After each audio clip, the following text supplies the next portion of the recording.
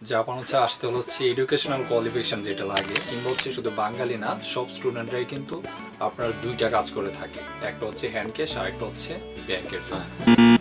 আজকে আমরা একটি গুরুত্বপূর্ণ বিষয় নিয়ে আলোচনা করতে যাচ্ছি।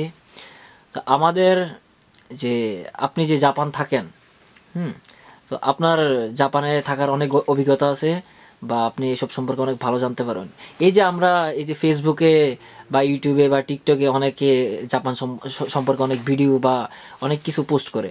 তো এইসব জায়গার মধ্যে অনেকেই অনেক ধরনের প্রশ্ন করে যে ভাই আমি এসএসসি এইচএসসি কমপ্লিট করে কি আমি জাপান আসতে পারবো কি না, জাপান আসলে আমি কি ধরনের কাজ পাবো, বা আমি সরকার আমাকে কত ঘন্টা কাজ করা পারমিট দিবে, এইসব ধরনের প্রশ্ন নিয়ে।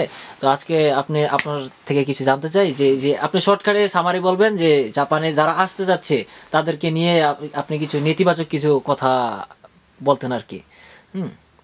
আচ্ছা, বুঝতে পারছি।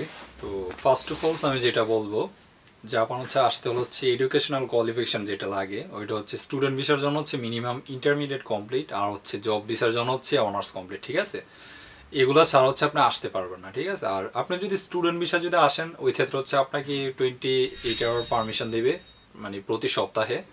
তো ওই ক্ষেত্রে হয় কি, মানে 28 ঘন্টা জব করে কিন্তু মানে এখানের যে মানে লাইফটা, ঠিক আছে, এখানে যে লিভিং কস্টের একটা ব্যাপার স্যাপার আছে, এটা কিন্তু আপনার জন্য অনেক মুজুগাসী হয়ে যাবে, দ্যাটস মিন অনেক ডিফিকাল্ট হয়ে যাবে। ঠিক আছে, সো দ্যাটস ওয়াই কিন্তু বাঙালি ছেলেরা কিংবা শুধু বাঙালি না সব স্টুডেন্টরাই কিন্তু আপনার দুইটা কাজ করে থাকে, একটা হচ্ছে হ্যান্ড ক্যাশ আর একটা হচ্ছে ব্যাংকের জব।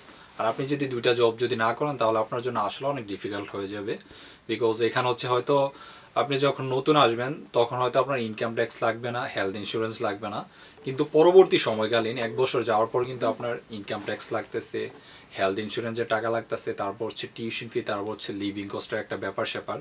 সো সব মিলিয়ে এটা শুধু জাপানে না, আমি মনে করি যে কোনো দেশেই স্টুডেন্ট লাইফটা অনেক স্ট্রাগল করতে হবে, আর স্টুডেন্ট লাইফটা সব জায়গায় অনেক ডিফিকাল্ট। ঠিক আছে, তো জবের যে ব্যাপারটা, জব নিয়ে যদি আমি কথা বলতে যাই, জাপান এরকম একটা দেশ যেখানে জাপানের ভাষাটাকেই বেশি প্রায়োরিটি দেওয়া হয়।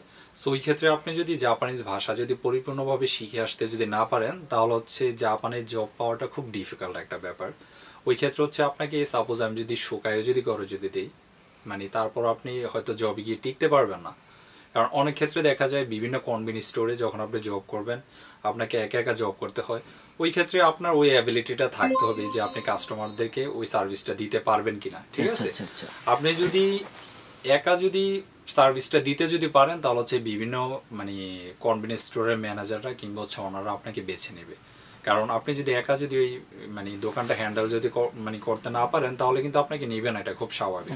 আর এরকম না যে এখানে কর্মীর সংকট, এরকম না, আপনার থেকে অনেক এক্সপার্ট কর্মী আছে যেখানে আপনি যদি না পারেন, আপনি যদি ভাষা না পারেন তাহলে অন্য কেউ আপনার জায়গাটা ঢুকে যাবে। ঠিক আছে, সো ভাষাগত সমস্যাটার কারণে কিন্তু জাপানে আরো পোলাপাইন মানে ছেলেপেলেরা জব পায় না। সো দ্যাটস ওয়াই আমি বলবো যে জাপানে যদি আসেন, জাপান যদি আপনার ড্রিম কান্ট্রি হয়ে থাকে তাহলে অফকোর্স আপনি ভাষাটা শিখে আসবেন। কারণ আপনি যদি ভাষা না শিখেন তাহলে জাপানে আপনার 1 টাকার মূল্য নেই। ঠিক আছে, কারণ জাপানে অ্যাকচুয়ালি ইংলিশ যে ল্যাঙ্গুয়েজটা, ঠিক আছে, ইংলিশ ল্যাঙ্গুয়েজ মানে ফুল ওয়ার্ল্ডে নাম্বার 1 একটা মানে ইউমেনাগো যেটাকে বলা যায়। ঠিক আছে, ইন্টারন্যাশনাল ল্যাঙ্গুয়েজ। কিন্তু সবচেয়ে ইন্টারেস্টিং ব্যাপার যেটা, জাপানিজরা কিন্তু ইংলিশ একদমই বুঝে না, একদম বুঝে না। আমার মনে হয় যে 99% মানুষ ইংলিশ বোঝে না। সো দ্যাটস ওয়াই আপনাকে অবশ্যই জাপানিজ ভাষাটা পরিপূর্ণভাবে শিখে আসতে হবে।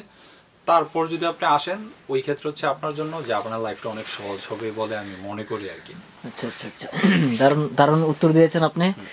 আপনার কথাগুলোর মধ্যে অনেক তথ্যপূর্ণ কিছু কথা ছিল, আমরা সেগুলো দর্শককে আমরা দেখাতে পারবো, শোনাতে পারবো, জানাতে পারবো না।